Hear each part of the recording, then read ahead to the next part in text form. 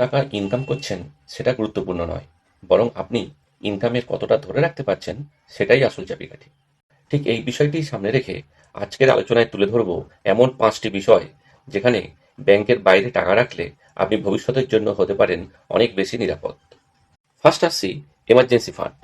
দেশের অনেক মানুষ মাসের শেষে ভালো অঙ্কের টাকা ইনকাম করলেও কোনো আর্থিক দুর্ঘটনার সম্মুখীন হলে পরিবারের সবকিছু এলোমেলো করে ফেলে।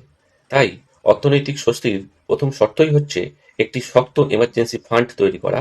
এই ফান্ড হঠাৎ চাকরি চলে গেলেও কিংবা দুর্ঘটনা বা বড় কোনো মেডিকেল এমার্জেন্সি আসলেও আপনাকে অন্য কোথাও ধার করতে হবে না বা লোন করতে হবে না। আপনি অনায়াসেই এই সমস্ত সমস্যার মোকাবিলা করতে পারবেন। নাম্বার 2, সোনা অর্থাৎ গোল্ড।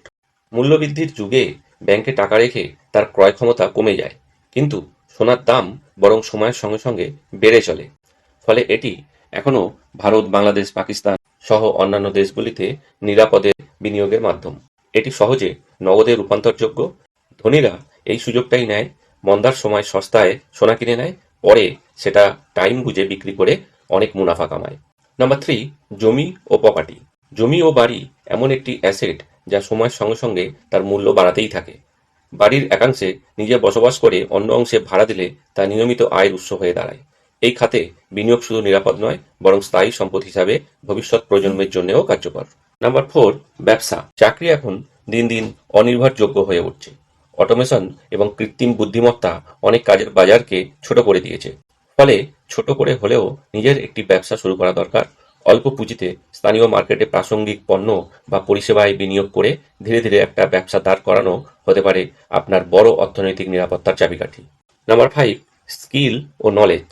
এটা এমন একটি সম্পদ যা কেউ ছিনিয়ে নিতে পারবে না। সবকিছু হারালেও আপনার অর্জিত দক্ষতা ও জ্ঞান কখনোই হারাবে না। ভবিষ্যৎ অর্থনীতিতে স্কিল বেসড আর্নিং হবে সবচেয়ে বড় ট্রেন্ড। তাই আজ থেকেই নিজের দক্ষতা বাড়াতে শুরু করুন। সেটা হতে পারে digital marketing, graphic design, programming কিংবা অন্য কোনো প্র্যাকটিক্যাল স্কিল। এই বিনিয়োগই আপনাকে দীর্ঘমেয়াদে অর্থনৈতিকভাবে সাফল্যের পথে এগিয়ে নেবে। যারা টাকার সঠিক ব্যবস্থাপনা শিখেছে তারাই ধীরে ধীরে গড়ে তুলেছে আর্থিক স্বাধীনতা। ব্যাংকে টাকা রেখে শুধু সুদের অপেক্ষায় না থেকে এখনই ভাবুন আপনি কিভাবে নিজের ভবিষ্যৎকে আরও বেশি সুরক্ষিত ও লাভজনক করে তুলতে পারবেন।